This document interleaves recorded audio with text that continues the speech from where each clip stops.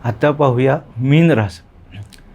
मीन राशीला साडेसाती जरा दुसरा टप्पा सुरू आहे, परंतु या आठवड्यामध्ये आज शुक्रवारपासून पुढच्या गुरुवारपर्यंत जो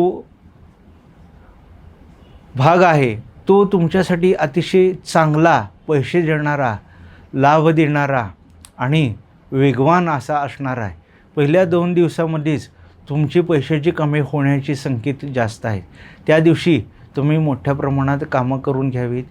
आर्थिक बाबतीमधले व्यवहार त्या दिवसात पूर्ण होतील याची दक्षता घेतली तर निश्चित लाभ होईल. बुधवार, गुरुवार, शुक्रवारपर्यंतचा कालावधी हा तुमच्यासाठी चांगला आहे.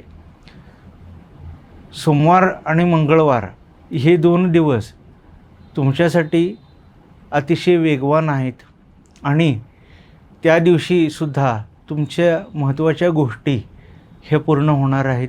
हा आठवडा तुमच्यासाठी निश्चितच चांगला आणि लाभदायक असणार आहे.